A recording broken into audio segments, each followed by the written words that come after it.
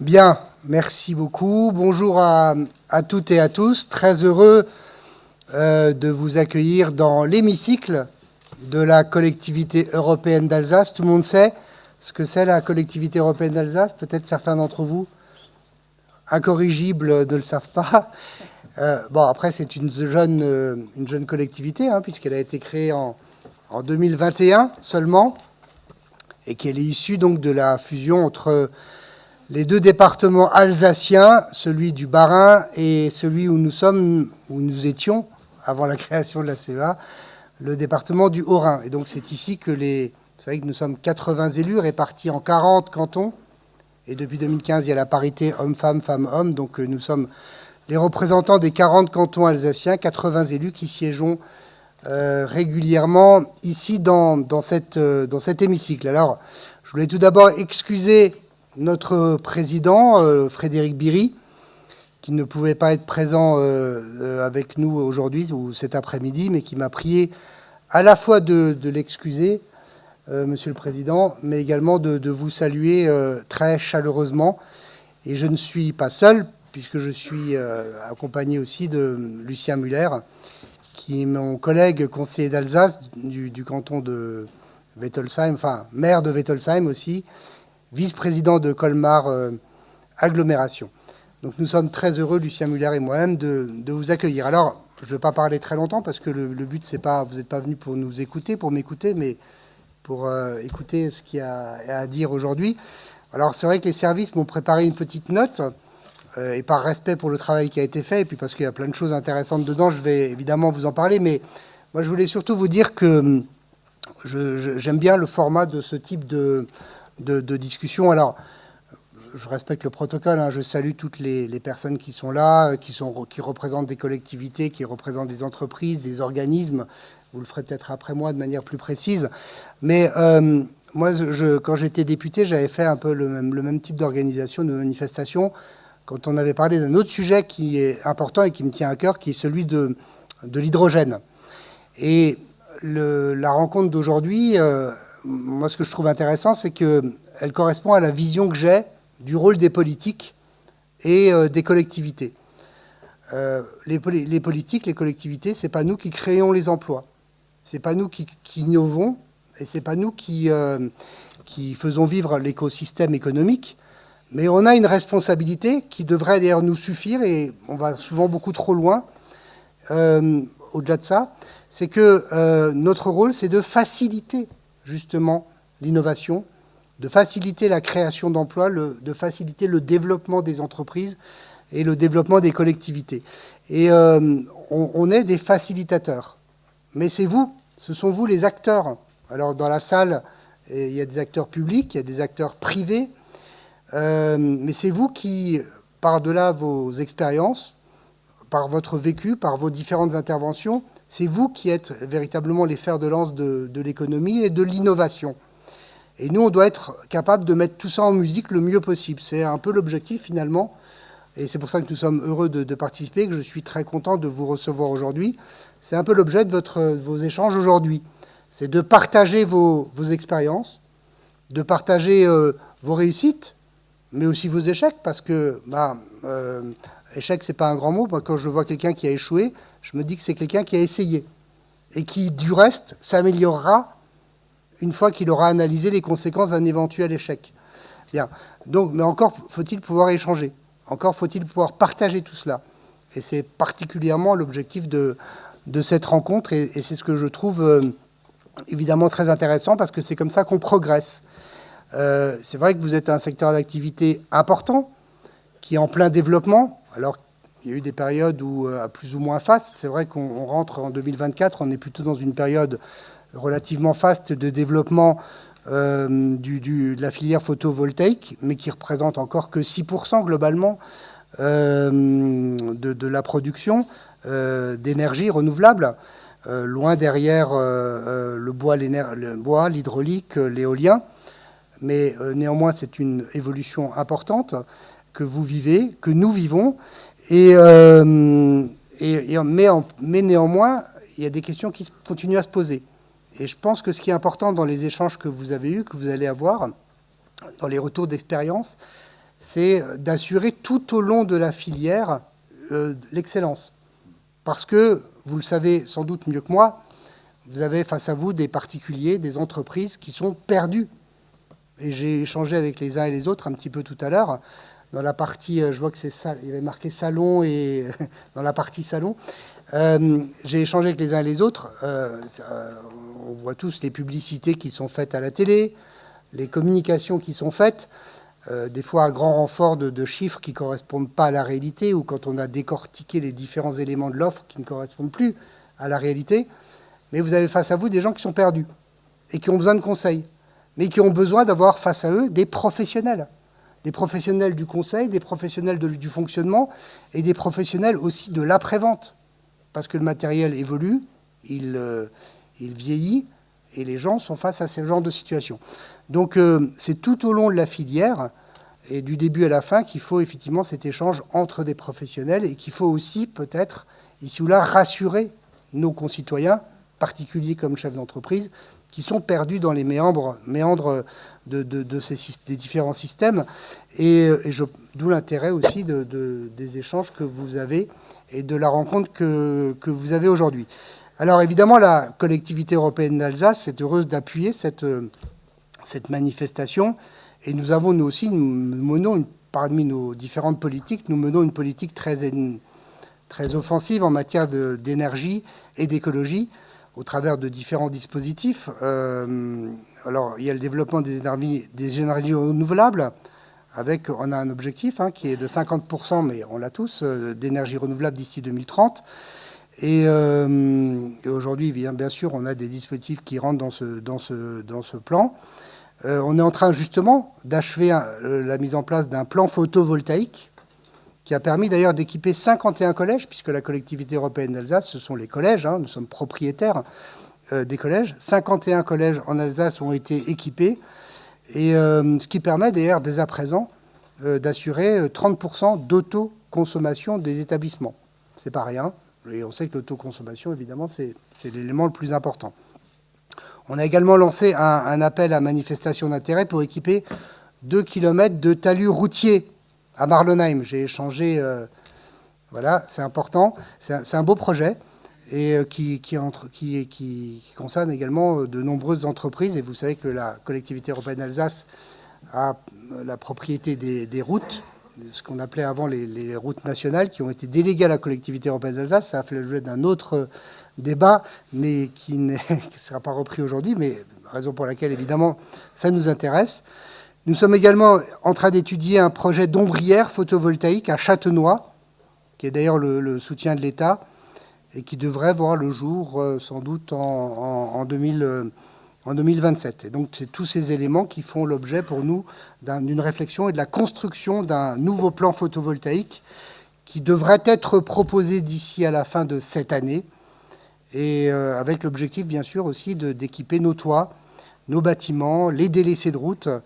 Ça concerne quand même 6200 km de routes départementales et nationales qui sont étudiées.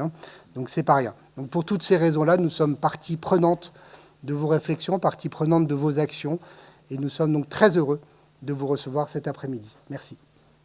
Merci.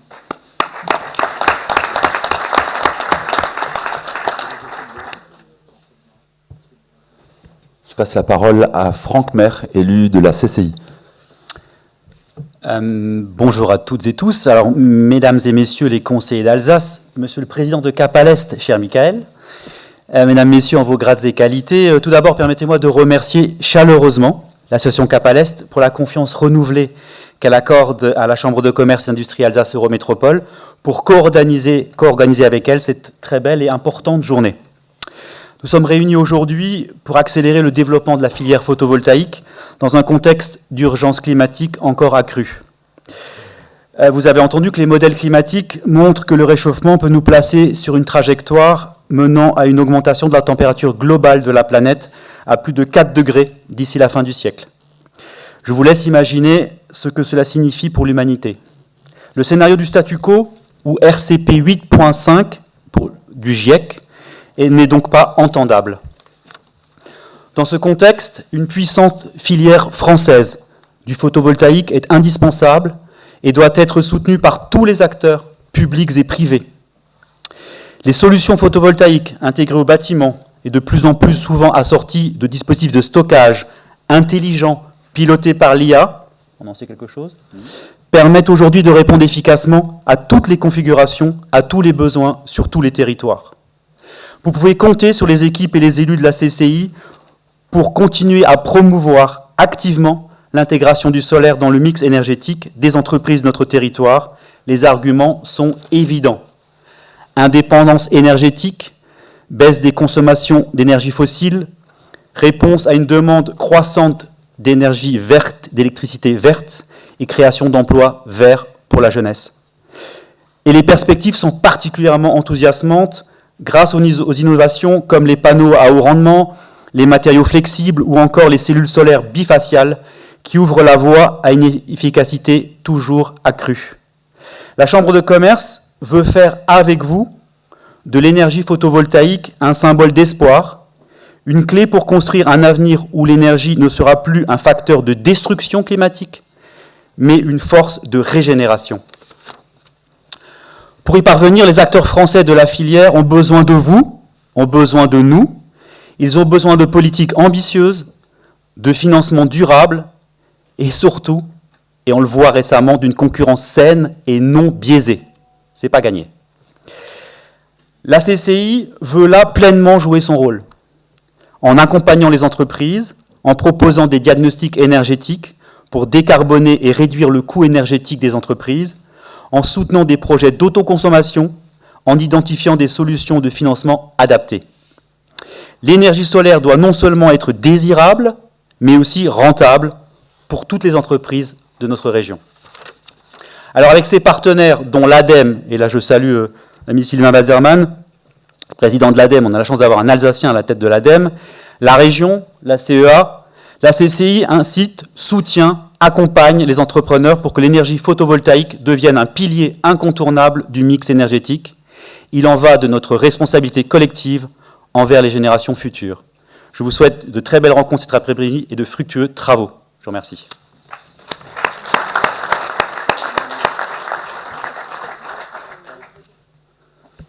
Merci Yves, merci Franck.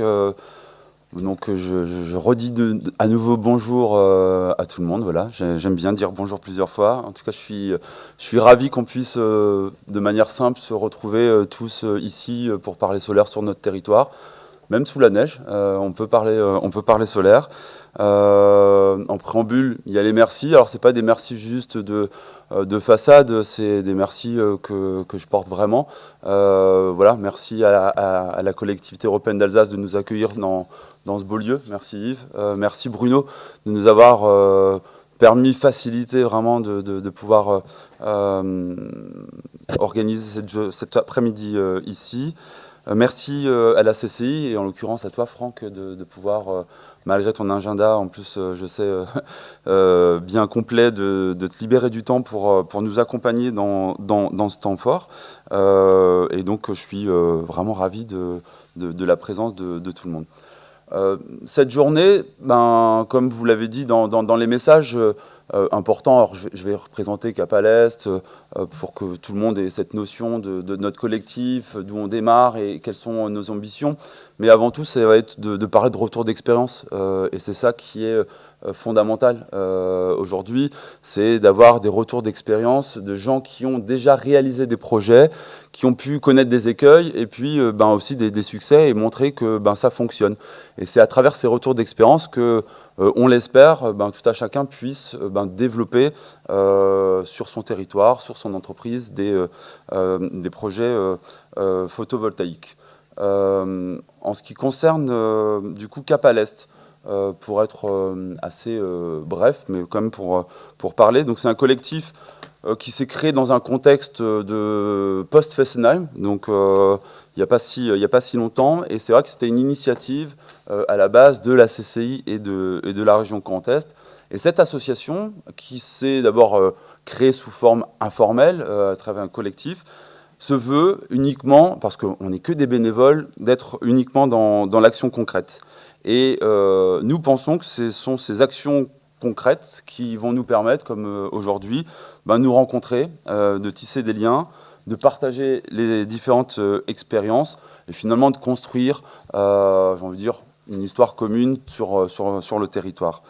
Parce qu'en fait, on a ensemble l'occasion de créer, alors on parle de PPE, donc c'est le plan pluriannuel de l'énergie, mais d'en faire un PPE au niveau régional, parce que c'est dans les territoires que ça se passe, et pas forcément que de manière descendante, et là ça n'engage que moi, mais grâce à ça, on a l'occasion de pouvoir travailler ensemble et faciliter sa mise en œuvre, avec quand même en résultat la possibilité de créer de l'emploi et de développer les circuits courts. Donc, ce qui est aussi important, c'est pas que dans l'agriculture et la consommation de ce qu'on mange, mais on peut avoir aussi un circuit très court qui peut se faire sur la partie de l'énergie.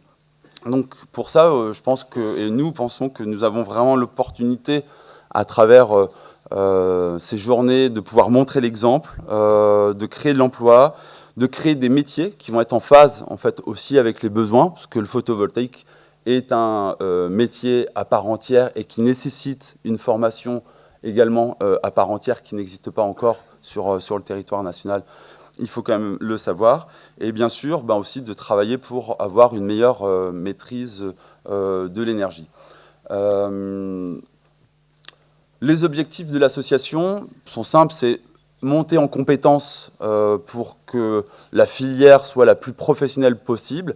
Et on a la chance, en l'occurrence en Alsace, d'avoir un certain nombre d'entreprises, et vous le voyez à travers ce salon, qui sont qualifiées, compétentes, donc pas besoin d'aller chercher du côté de Lyon, ou Marseille ou Bordeaux de la compétence, on en a ici. Donc contactez les entreprises alsaciennes, ça c'est le premier message.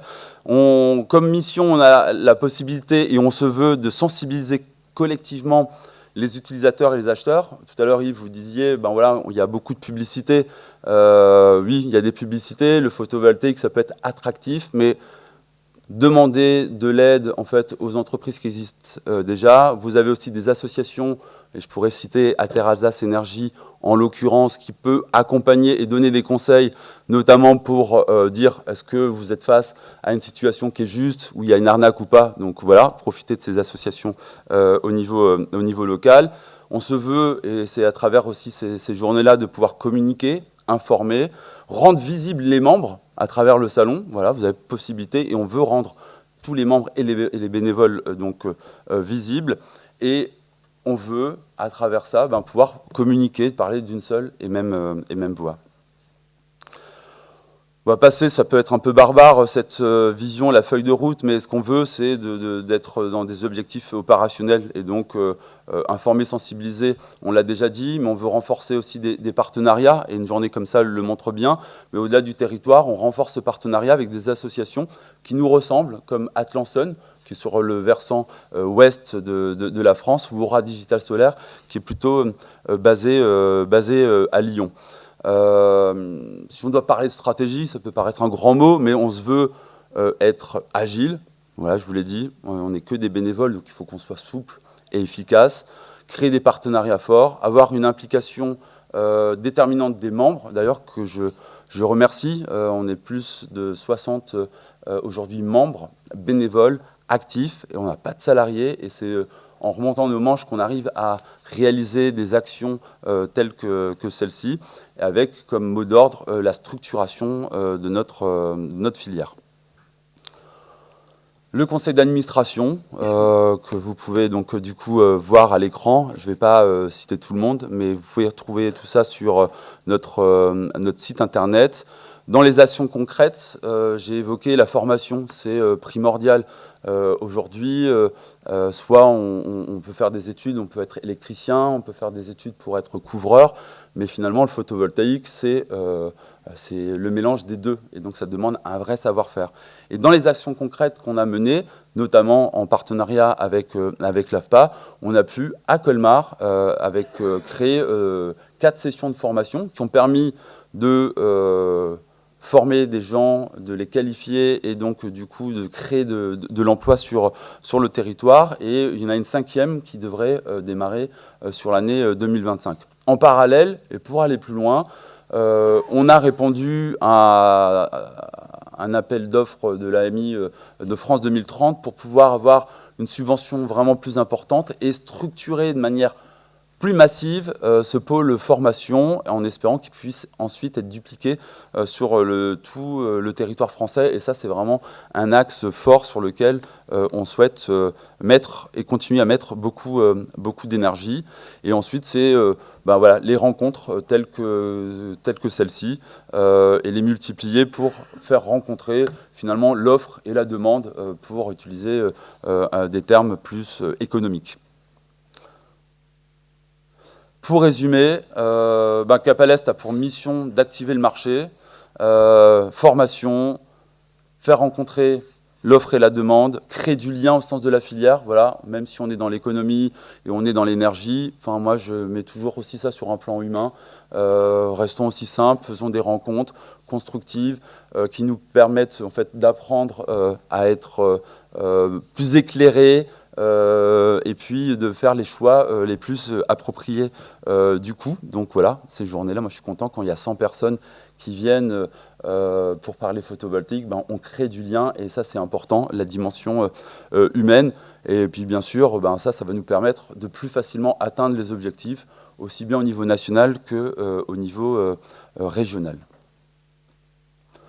Dans les ambitions, on a parlé de programmation pluriannuelle de l'énergie. Oui, il y a aussi les ambitions de faciliter l'autoconsommation. Et ça, c'est un point qui est important. Il y a aussi les réflexions aujourd'hui qui sont menées sur tout ce qu'on appelle grande toiture et ombrière de parking, pour qu'il y ait un guichet unique qui aille jusqu'à 1 MW crête. Aujourd'hui, on a un guichet unique qui a 500 kg watt crête. Donc, on aimerait que ce guichet unique soit un peu plus important. L'ambition aussi de mettre en place un Induscore. Voilà, tu l'as évoqué tout à l'heure, Franck, dans une certaine forme de concurrence qui peut être pas forcément saine.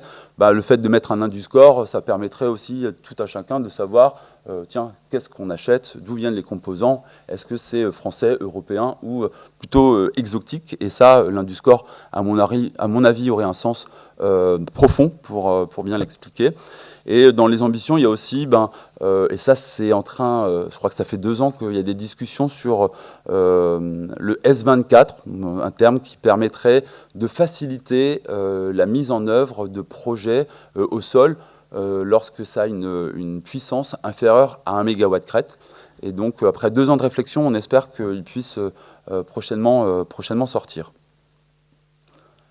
Évoquer aussi avec vous un point qui est l'objectif de la PPE 3, où on peut voir que l'objectif est d'environ 90 gigas. Il faut savoir qu'aujourd'hui, on est à peu près à 20-22 gigas sur le territoire français, et ces 90 gigas, l'ambition c'est de les atteindre en 2030. L'année 2024 est une belle année pour le photovoltaïque. Alors même si il y a plein de choses qui peuvent assombrir et le but c'est pas de balayer tout ça, mais en tout cas on va atteindre les 4 gigas sur cette année.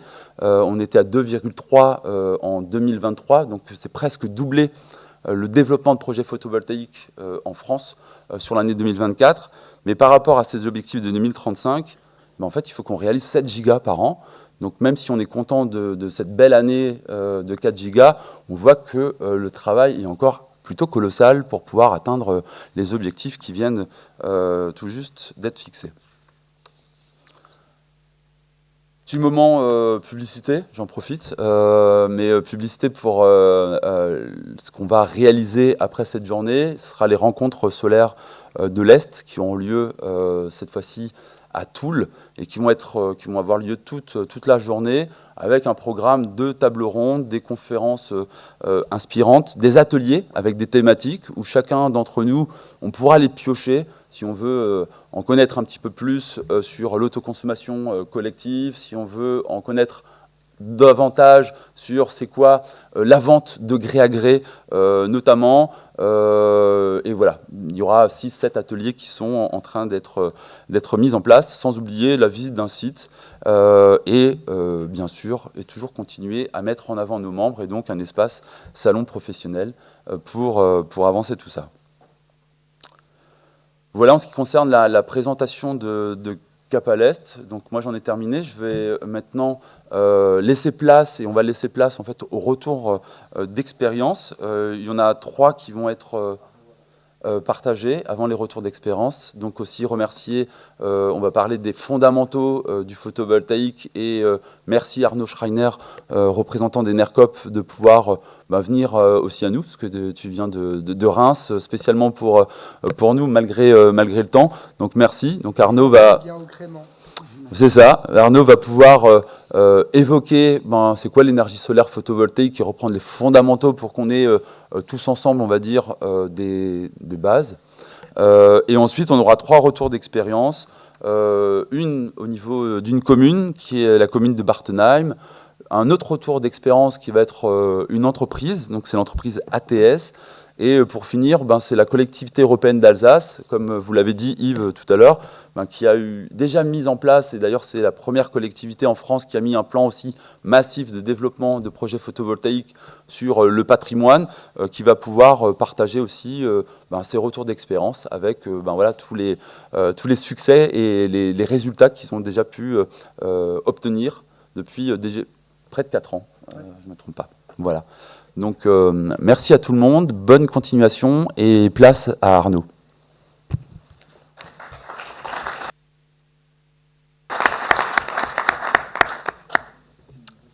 Oui, merci beaucoup. Oui, dans l'idée, c'était de vous présenter le solaire photovoltaïque. Voilà, merci beaucoup. Sur comment donner des exemples aussi concrets, aussi bien de type d'installation. Donc là, c'est voilà, notamment pour les porteurs de projets qui peuvent se poser des questions selon le type de toiture, enfin voilà, des choses comme ça. Donc on va balayer assez largement le domaine. Juste très rapidement, notre coopérative, donc effectivement, alors on vient même des Ardennes, encore plus loin que la Marne, c'est même plus le Crément, là c'est la bière qui arrive.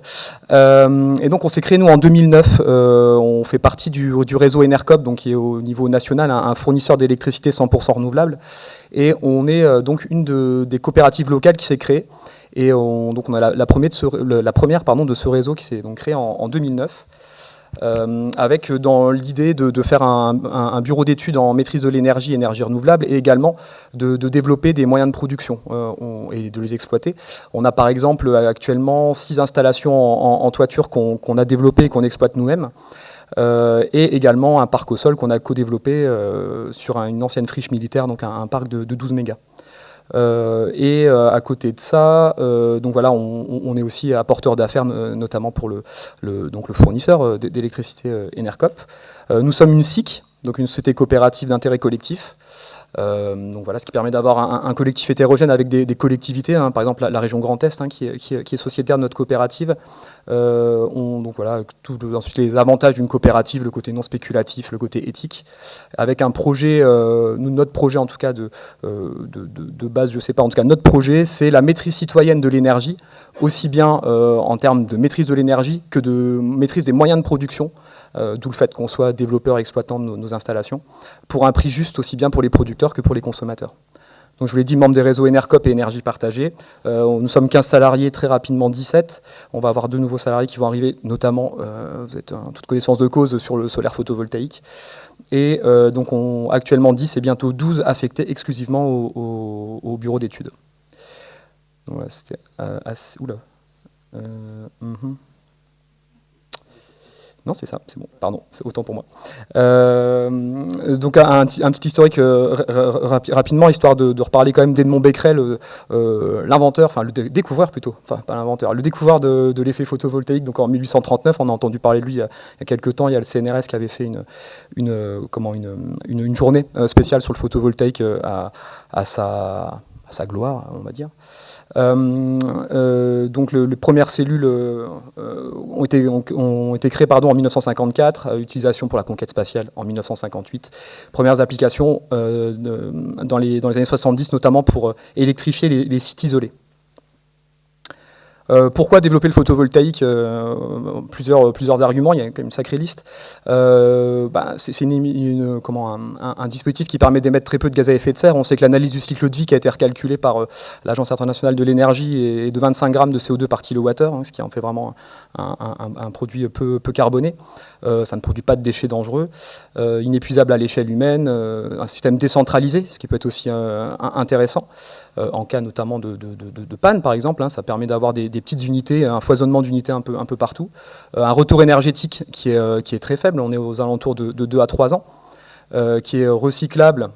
En tout cas, au moins, entre 90% de l'installation, on va dire, peut être recyclable, et pour lequel il n'y a pas encore conflit pour son accès, en tout cas, pas encore pour l'instant de conflit majeur. C'est facile à mettre en place, on le verra notamment avec les puissances installées maintenant chaque année, Michael en parlait, c'est quand même l'équivalent en puissance de 1 voire 2 réacteurs EPR. Quand on voit le réacteur de Flamanville qui a quand même une douzaine d'années de retard. Et c'est un système donc, qui est viable économiquement. On voit effectivement de plus en plus, on arrive avec des coûts de revient du kilowattheure sur 20 ou 30 ans qui sont de l'ordre de 6, 8, 10 centimes du kilowattheure.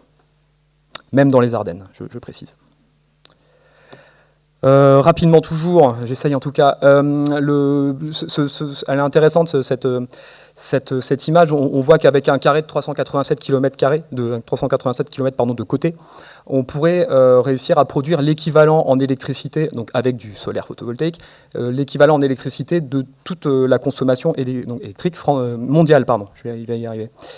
Donc voilà, ça ferait une grosse surface à artificialiser, on est bien d'accord, mais ça reste quand même quelque chose de, si on l'imagine disséminé un peu partout, ça reste quelque chose quand même d'assez de faisable. Et pareil, quand on regarde nos besoins en énergie, donc c'est le petit carré orange sur votre droite, par rapport à l'irradiation solaire qui arrive sur la Terre sur une année, on voit qu'on est sur quelque chose de... Enfin, en tout cas, la consommation est vraiment ridicule par rapport aux apports solaires. Pareil encore, je vais essayer d'être assez rapide. Une puissance mondiale donc de 1412 gigawatts, pour rappel, un réacteur EPR, à peu près, on va dire 1 giga, c'est un peu plus que ça, mais pour faire simple, il y a eu 345 gigawatts d'installés en 2023 sur la Terre, dans le monde. Et je ne sais pas si vous voyez le petit, je ne sais pas si c'est lisible en haut à droite, c'est quelque chose que j'ai retrouvé dernièrement. En 2004, on a installé 1 gigawatt par an. En 2010, c'était 1 gigawatt par mois.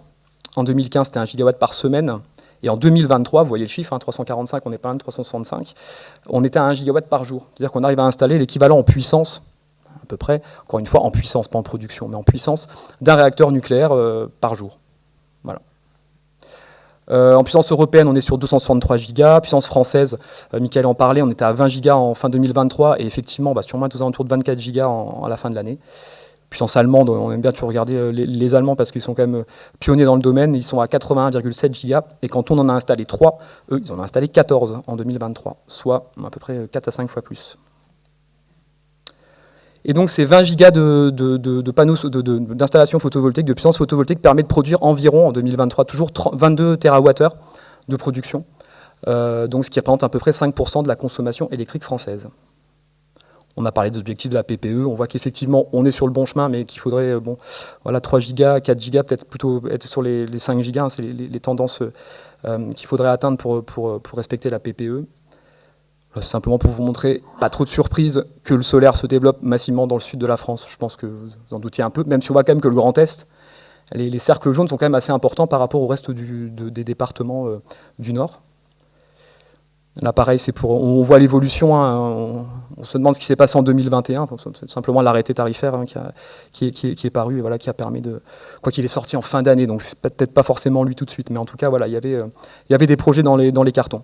Donc on a depuis 2021, on est aux alentours de 3 gigawatts d'installés par an, et sans doute 4 gigas cette année. Donc le photovoltaïque, vous n'êtes pas sans savoir que, en termes de matière première, c'est donc le silicium qui est majoritairement utilisé. C'est 90% des modules qui utilisent cette technologie, en tout cas cet élément. C'est un élément très naturel, très commun sur la Terre. C'est le deuxième en quantité après l'oxygène, avec 40% des minéraux qui en contiennent. Et souvent, on parle du quartz et du sable. Voilà, une belle image de quartz. Le procédé de fabrication. Alors là, notamment, on est sur le procédé de fabrication, alors je vais essayer de bien le dire, Czochralski, qui est le système qui permet de produire des modules monocristallins. Donc c'est un procédé techniquement lourd avec un four à arc électrique. Donc c'est une fusion à 1500 degrés pendant 75 heures du silicium, ce qui permet d'avoir ce qu'on appelle le silicium métallurgique. Si vous avez déjà vu les fiches de fabrication des panneaux, le bilan carbone, voilà, je cherchais, on va souvent voir là le silicium métallurgique qui vient de Norvège notamment. Une purification par procédé chimique ensuite pour avoir quelque chose de très pur. Ensuite, on va scier ces lingots en plaquettes de silicium entre 150 et 200 microns.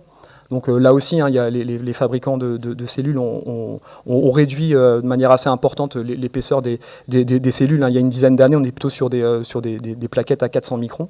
Donc on a divisé par 2. Là, c'est ce qu'on appelle les fameux wafers, vous avez sans doute entendu parler de ça. Et ensuite, quand on va injecter les éléments dopants, donc du phosphore et du bore, pour faire en gros une photopile, le phosphore qui permet d'avoir un excès d'électrons et le bore un extrait de trou, on va en gros des plus, des moins, on fait une pile, et donc on a une photopile, on rajoute les grilles de métallisation, et on a une cellule photovoltaïque. On encapsule tout ça dans un panneau. Et ben voilà, on a le produit final avec donc son temps de retour dont on a parlé. Et voilà, là c'est simplement l'image, je ne vous montre pas la vidéo parce qu'on perdrait du temps pour ceux qui n'ont jamais vu, mais en gros c'est un système où on met une bouture de silicium sur le dessus, au-dessus de la cloche là. Ça va commencer un système rotatif, donc on va avoir la bouture qui va, le lingot, la bouture qui va commencer à grossir. On va avoir un lingot de silicium. Et donc on va avoir quelque chose, on le voit, de circulaire, ce qui n'est pas forcément le mieux en termes de rendement matière. Ça, je vais le passer. Ensuite, on voit surtout sur les fiches techniques des panneaux les fameuses conditions STC, donc pour Standard Test Conditions, donc les conditions standards de test. Alors, en quoi ça consiste ce truc-là? Donc, il y a la constante solaire, donc c'est la quantité d'énergie solaire qui arrive au niveau des hautes couches de l'atmosphère, donc qui sont de 1370 watts par mètre carré. Ce qui est récupérable sur Terre, c'est environ 1000 watts par mètre carré. Et la puissance récupérable sur un panneau, c'est environ 200 watts par mètre carré. Donc on voit qu'il y a une histoire de rendement là-dedans. Et donc on va retrouver, vous voyez, les 1000 watts par mètre carré. Donc ça, c'est qu'en gros, quand on a les tests, les STC, les conditions standards de test, c'est déjà donné pour un ensoleillement qui est vraiment optimal, donc aux alentours de 1000 watts par mètre carré. C'est pour une température au niveau des cellules de 25 degrés. Et c'est pour un air mass, un 1,5, donc un air mass de 1,5, c'est-à-dire, l'air mass, je vous passe le calcul, mais en gros, c'est pour représenter l'épaisseur d'atmosphère que les rayons lumineux doivent traverser pour atteindre la cellule photovoltaïque. Et quand on prend tout ça, en fait, on se rend compte qu'on est rarement comme dans ces conditions-là. En été, quand on va peut-être réussir à avoir 1000 watts par mètre carré, ou en tout cas pas loin, 800, 900, peut-être qu'on sera à 70 degrés sur la température de la cellule, ce qui fait qu'on va perdre en rendement. Donc ces conditions STC en fait sont rarement atteintes. Et d'ailleurs, voilà, un panneau où si on a 1000 watts, chose moi en tout cas j'ai déjà pu observer un 21 décembre, si on arrive à avoir un très bon ensoleillement avec une inclinaison du toit qui est de l'ordre de 60 degrés, quelque chose comme ça, pour être pas trop loin de la perpendiculaire par rapport au soleil, et que par contre il fait par exemple 0 degré, voire un petit moins quelque chose, on peut avoir une puissance qui va dépasser la puissance crête des modules. C'est vraiment des conditions très spécifiques. Donc pareil, ça c'est à corroborer un peu avec les cercles qu'on a vus tout à l'heure par rapport à la puissance photovoltaïque installée en France. On voit forcément que la production est plus intéressante dans le sud. Je ne vous apprends rien. Là simplement pour dire que des fois on nous dit ah ouais mais mon bâtiment il est sud-est, sud-ouest. Bon en fait au sud-est, sud-ouest on peut avoir de très bons rendements, notamment quand quand les toitures sont pas très pentues. Voilà, on peut même avoir maintenant de plus en plus avec l'autoconsommation des projets est-ouest qui peuvent être très intéressants parce que du coup on va pouvoir produire le matin et produire le soir et pas forcément avoir ce fameux pic à midi quand les gens sont pas forcément chez eux parce que s'ils travaillent et qui sont hors du domicile. Donc les différents composants, donc bien sûr les modules photovoltaïques qui eux convertissent le rayonnement solaire, donc les photons qui sont contenus dans la lumière en courant continu. Donc on a un rendement de l'ordre de plutôt 22-24% actuellement, donc plutôt 220-240 watts par mètre carré. Mais bon, 200 c'est un chiffre rond, c'est plus simple comme ça. Les différentes cellules, donc pourquoi je vous dis tout à l'heure, quand on voit sur le procédé Czochralski qu'on a quelque chose de circulaire, on en a des panneaux, hein, les premiers panneaux, on retrouve encore, si vous regardez sur Internet, des panneaux avec des cellules circulaires, mais le rendement matière est pas bon parce qu'en fait, on va avoir pas mal de trous au niveau du panneau, enfin, on va avoir plein d'espace partout. Du coup, voilà, en gros, on a une grande réflexion, comment faire pour avoir le meilleur rendement matière, et il s'est avéré que c'est, en gros, en ayant la cellule monocristalline, hein, qu'on voit tout en haut là, où en fait on a coupé au niveau des bords, on a coupé tout le bord tout autour, et ça permet comme ça d'avoir quelque chose de quasiment carré. On aurait pu faire carré, mais on aurait eu plus de pertes de matière, donc ça aurait été moins intéressant énergétiquement. Mais là, comme ça, voilà, on a le meilleur rendement. On a simplement donc découpé, voilà, tout autour le cercle. Et avec ce qu'on récupère avec ces pertes-là, on va pouvoir faire derrière, refaire fondre tout ça et faire des cellules polycristallines, multicristallines. Voilà, donc il n'y a pas forcément de perte, en tout cas de matière. Donc voilà, des rendements, je vous l'ai dit, hein, 22-24% pour le monocristallin, le polycristallin, enfin après, voilà, à part sur vraiment des sites importants, mais en toiture de plus en plus, ça reste du monocristallin. Mais on est sur, pour le multicristallin, entre 18 et 20%. Le silicium amorphe, on en entend moins parler qu'auparavant, de moins en moins, voilà, avec des rendements plus faibles, mais l'avantage que vu qu'on est sur quelque chose de très fin, on peut avoir des procédés souples, même si de plus en plus on commence à voir des systèmes cristallins avec des panneaux souples, ce qui est intéressant parce qu'on augmente largement ces rendements-là. Donc là, c'est juste pour vous montrer voilà, quelques photos là, des panneaux type multicristallin. Je ne vous fais pas le quiz, on n'a pas le temps. Mais voilà, là, on est sur du multicristallin, voilà, avec les cellules qui sont toutes proches. On voit bien qu'elles sont carrées. Là, c'est d'anciens modules monocristallins. On voit voilà, que les bandes blanches au milieu, hein, les fameux, on appelait ça les panneaux, les damiers, quoi, comme les drapeaux de course, parce que c'est vrai que là, le blanc se voyait pas mal à l'époque. Mais on a fait des efforts. Là, c'est de l'amorphe, donc avec les systèmes thermosoudés, voilà, sur toiture plate. Et là, on arrive voilà, sur les modules aujourd'hui, hein, les demi-cellules, hein, que vous connaissez bien, avec la bande blanche au milieu là, pour la boîte de jonction. Et donc, on voit que tout ce blanc, finalement, est quand même devenu beaucoup plus discret qu'auparavant. Donc, ce qui est quand même un effort important qui a été fait par les fabricants. Et on arrive même, donc là, c'est voilà, des modules de chez Voltec Solar, donc en full black, où là, vraiment, ça reste quelque chose de vraiment, vraiment très discret. À la rigueur, là, l'inconvénient, ça va plutôt être le système d'intégration qui, après, pour des questions de TN, on ne peut pas forcément l'avoir en couleur noire.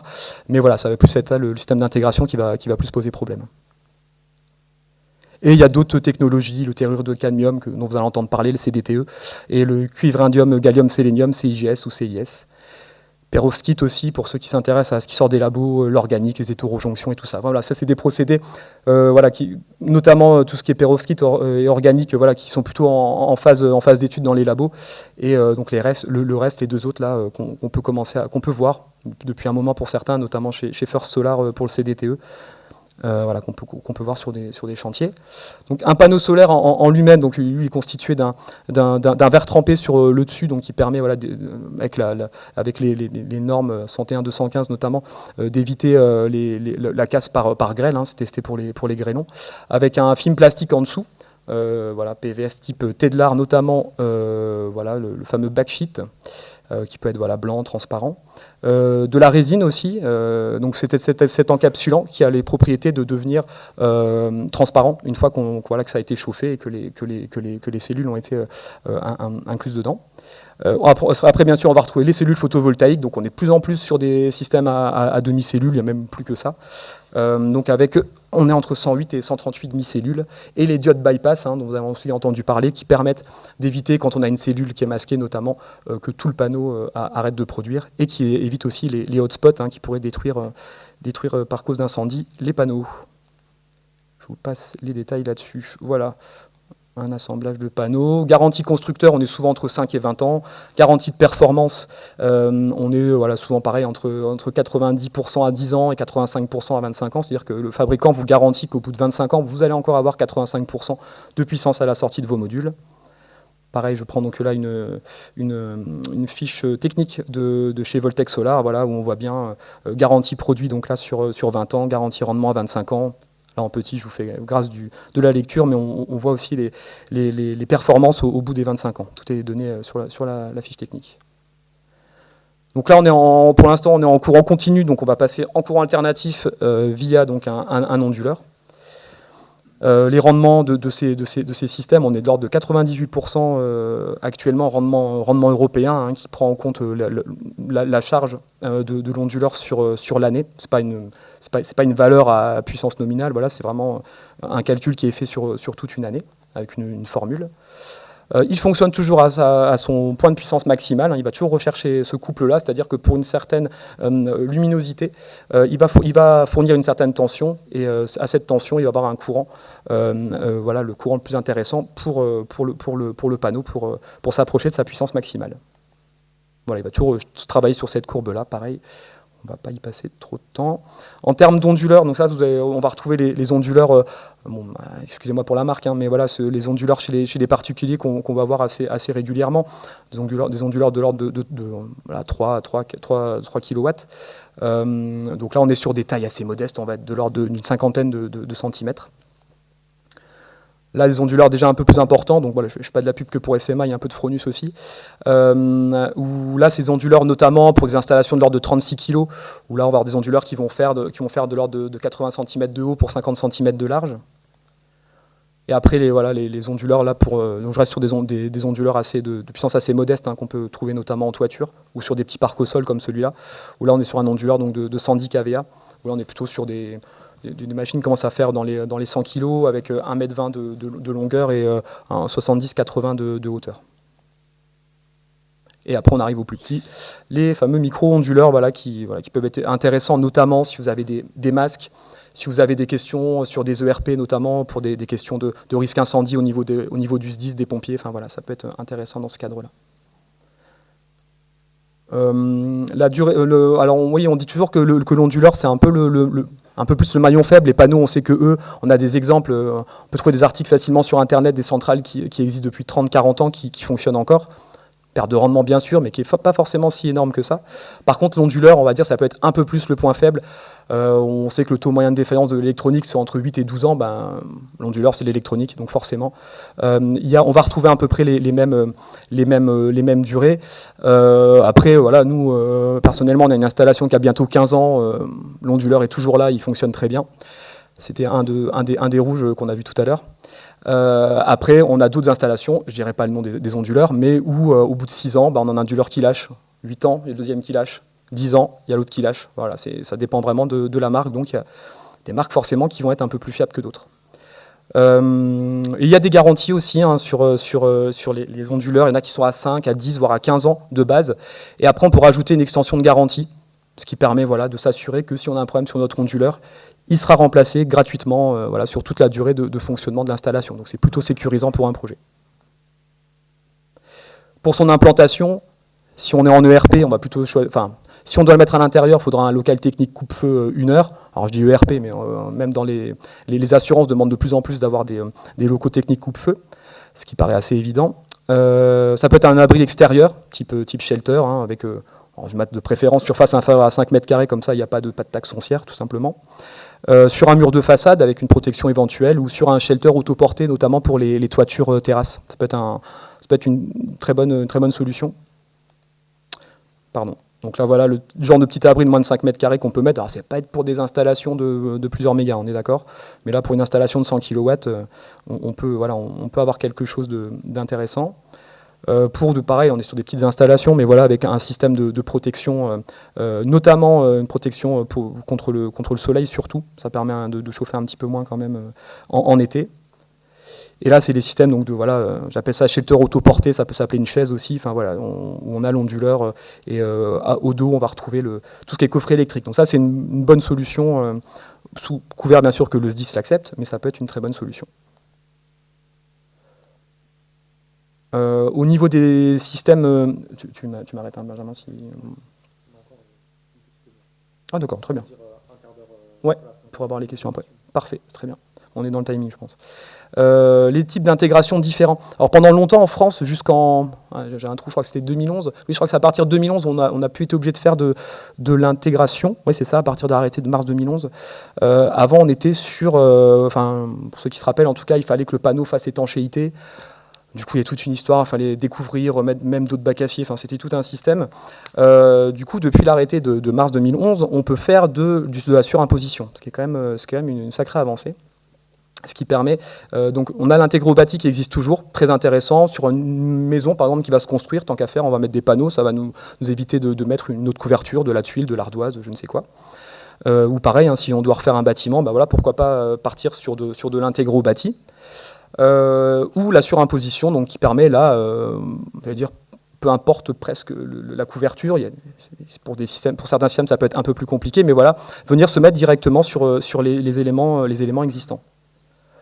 Donc là, on va avoir un système qui se faisait beaucoup il y a quelques années, où on avait voilà, le système. En gros, vous avez les panneaux, les quatre des panneaux qui venaient se mettre sur les côtés. Et après, du coup, la pluie tombait au niveau de ces espèces de gouttières. Ça permettait comme ça d'assurer une étanchéité. Ce système-là est encore utilisé pour certaines ombrières. En gros, c'est les systèmes type Mecosun voilà, qui existent. Il y a ces systèmes-là de bacs qui existent également.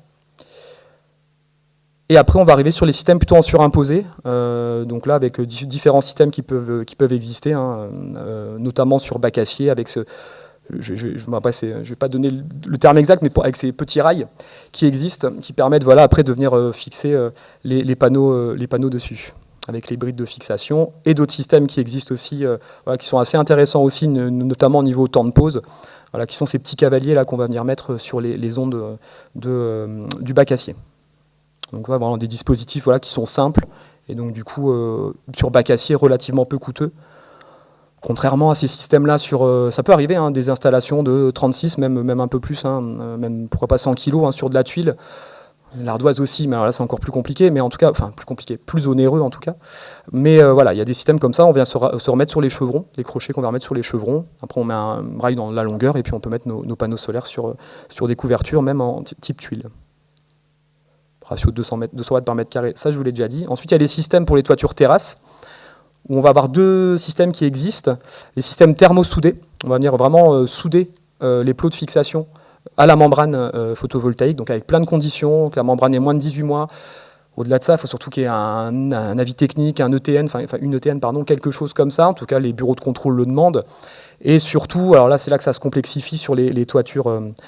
Après, ça peut être pareil sur le bac acier. Normalement, en théorie, on devrait avoir le bon bac acier qui est dans l'ETN, mais bon, ça, c'est à la rigueur, les bureaux de contrôle, ils ne vont pas forcément être trop regarder ça, en tout cas. Mais sur les systèmes thermosoudés, là, il faut vraiment la bonne membrane, vraiment, pour que ça corresponde bien aux avis techniques. Donc, ça correspond souvent uniquement à un fabricant de membrane. Le bon isolant aussi, mais bon, ça, c'est plus... Les gens connaissent mieux la classe de compressibilité C, enfin, voilà, des choses comme ça. Donc il y a pas mal de choses à vérifier quand on veut faire un projet en toit terrasse. C'est pas impossible, mais voilà, il y a pas mal de choses à vérifier quand même au préalable. Et après, il y a le lesté. Le lesté qui commence à être de plus en plus accepté par les bureaux de contrôle. Enfin, moi, je sais qu'il y a encore 1 ou 2 ans, on fait pas mal de... Ça, je n'ai pas trop dit au début, mais on fait pas mal de maîtrise d'œuvre en photovoltaïque pour des collectivités. C'était quelque chose, il y a encore 1 an même, où vraiment c'était difficile à faire accepter. Et là, de plus en plus, maintenant, voilà, du lesté sur un bâtiment existant, on nous l'accepte de plus en plus. Donc voilà, donc on laisse ça avec des plaques de béton, il y a des systèmes avec des graviers, enfin il y a voilà, pas mal de choses qui existent, mais voilà, souvent avec des plaques de béton. Donc là voilà, je montre un des systèmes qui existent, voilà, où on va venir avec un chalumeau souder les plots à la membrane d'étanchéité. Donc voilà, ça, on arrive avec simplement des petits plots comme ça et les panneaux qui viennent se mettre par-dessus. À d'autres systèmes en hache, avec des haches comme ça, assez caractéristiques du fabricant. Voilà, pareil, on va venir souder, on ne voit pas très bien, mais bon, il y a des laits. Est-ce qu'il y a un pointeur là-dessus? Sans doute, non? Non. Ouais, ça doit être un pointeur, non? Si. Ah oui, bon, tant pis. Bref, en tout cas, il y a les laits les laits au niveau de ces haches, de ces systèmes de fixation, de ces pattes de fixation qui vont venir se souder à la membrane. Voilà, une vue différente. Et après, voilà, le résultat quand c'est terminé, avec nos modules Voltec Full Black. Voilà, une belle installation. Et après, on a les systèmes, les systèmes lestés. Donc, vous voyez, on va surtout sur sur la table de devant, là, sur le shed de devant, on va voir les plaques qui sont mises pour voilà, lister selon il y a un plan de lestage, tout simplement, fourni par le fabricant qui vous permet de dire exactement où il faut mettre. Bien évidemment, ça va plutôt être sur les extrémités, où le lest va être important. Mais finalement, on a une installation qui n'est pas... Des fois, on entend des chiffres un peu aberrants. Finalement, au total, on va avoir de l'ordre de 20 km², 25 grand maximum. En tout cas, dans nos régions. Hein. Là, encore une fois, ça dépend peut-être où on est au niveau du vent. Mais voilà. Et là, on voit d'autres... Il y a plusieurs systèmes de lest. On voit des petits blocs de béton gris également. Ça va dépendre du poids, en fait. Pareil, c'est le fabricant qui fournit ces systèmes. Et donc là, sur les ratios de puissance, pour des toits terrasses, on va plutôt être de l'ordre de 100 watts par mètre carré pour une inclinaison à 10 degrés. C'est souvent ça, 8, 10, 12, 13 degrés. Et 200 watts par mètre carré, bien sûr, si on peut mettre à plat. Hein. Je ne vous conseille pas à plat, bien sûr. Enfin, les installateurs qui sont là iront la même chose. Parce que quand on est à plat, alors là, niveau encrassement, c'est vraiment très important. Enfin, voilà, je le dis toujours, on parlait des échecs, en tout cas au moins des erreurs. Voilà, j'ai fait une fois un chantier comme ça où on a mis à plat pour des raisons, on était parti là-dessus en tout cas avec le maître d'ouvrage. Et effectivement, au bout de 2-3 mois, vous voyez la saleté qui commence à se mettre, que ça soit ne serait-ce qu'on avait eu le fameux sable du désert là, qui est arrivé même chez nous dans les Ardennes. Et du coup, c'est vrai que ça salit, il y a un peu de pluie derrière, ça part pas forcément, ça va plutôt venir se coller. Alors que s'il y avait une pente de 16 que de 10 degrés, c'est peut-être pas optimal. Hein. On sait qu'il faut, selon Espul, en tout cas, il faut au moins 15 degrés pour que les panneaux soient auto-nettoyants. Mais au moins 10 degrés, ça facilite comme un peu les choses. Après, on va retrouver les systèmes au sol. Donc pareil, je parle surtout des petits systèmes au sol. Hein. Donc on a sur les systèmes sur pieux battus. Donc ça, voilà, on va avoir notamment des variantes avec des micro-pieux battus. Fait par une marque française. Après, pour les plus grosses centrales, on va retrouver, ça dépend aussi, c'est aussi au niveau de la nature du sol, bien sûr, mais pour les plus grosses centrales, on va plutôt retrouver des pieux vissés. Je vous passe aussi les vidéos, parce qu'on n'aura pas le temps. Donc là, c'est un des systèmes. Hein, je voulais vous montrer. Donc ça, c'est voilà, une fois que la table est construite. Ce sont des tables de 2x5 modules. Et là, on voit, vous voyez, en bas des poteaux, on voit les micro-pieux, en fait, on en a 4 qui sont placés. En fait, une personne vient, c'est des pieux qui font 1m50. Personne vient avec une batteuse à main et ils viennent comme ça taper pour que les pieux s'enfoncent au niveau des poteaux, et comme ça, de cette manière-là, les poteaux sont fixés dans le sol. Bien sûr, il y a une étude de sol qui doit être faite, un test d'arrachage qui doit être fait pour vérifier que ça supporte, sinon on tombe sur le système, on verra après, mais le système de longrines béton, où à la place de ces micro-pieux, ça sera des longrines béton, des blocs en béton qui viendront lester le système. Donc là, on a les systèmes sur pieux vissés, hein, ce que je vous disais, voilà, des grandes vis qu'on va venir enfoncer dans la terre, et ensuite on va venir mettre la structure de fixation à l'intérieur. Donc ça, c'est plutôt pour les parcs au sol, ça, notamment le parc le parc de 12 mégas qu'on a fait, voilà, c'est typiquement ce genre de système de fixation qu'on a, et donc après les systèmes sur longrine béton. Voilà, dans le cas où encore une fois, le sol peut pas se permettre d'accepter ces micro-pieux ou ces pieux battus, tout simplement. En gros, c'est les zones humides, quoi.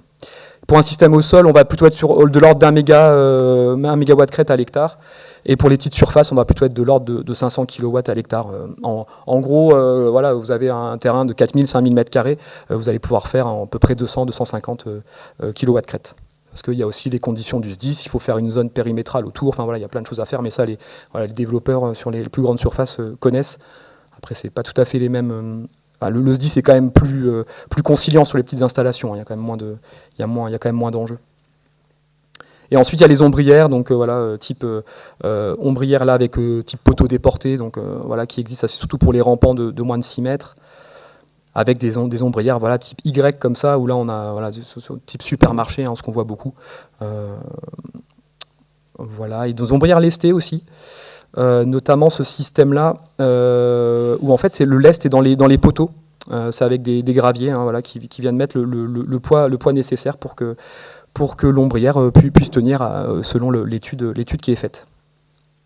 Et après on a voilà, là encore les autres systèmes, voilà, avec le lestage là en béton, voilà, donc plusieurs dispositifs qui existent. Et voilà, ce qui est vraiment important, notamment avec les obligations de solarisation qui arrive, hein, voilà, on verra tout à l'heure, mais voilà, c'est quand même un gros enjeu sur les ombrières de parking. Après, voilà, je voulais juste vous parler rapidement du raccordement. En général, pour les petites installations, voilà, c'est pas forcément ce qui va peut-être nous intéresser ici, mais on va être en moins de 6 kVA, on va être sur du monophasé, entre 6 et 18 kVA, on va être en triphasé. En général, on n'a pas de problème pour l'injection au réseau là-dessus. Par contre, dès qu'on va atteindre, quand on va être entre 18 et 36, on peut commencer à avoir des soucis de raccordement. Hein, ça peut commencer voilà, quand on va être notamment en campagne. Avec des raccordements qui peuvent aller directement au transformateur déjà pour des puissances comme ça, donc ce qui peut gréver clairement la viabilité du projet.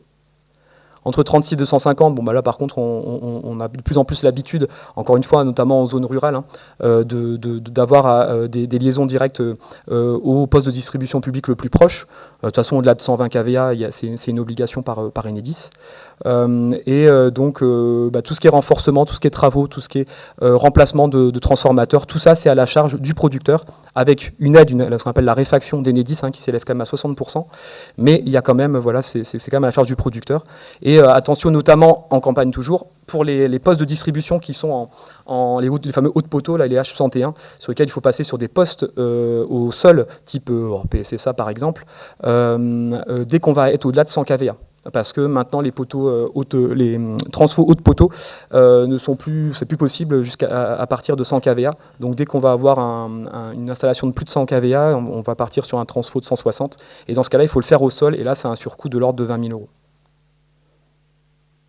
Donc voilà, en gros pour illustrer. Et après, donc au-delà de 250 kVA, là on va être sur les projets voilà, en raccordement HTA. Hein, jusque-là, on était en basse tension.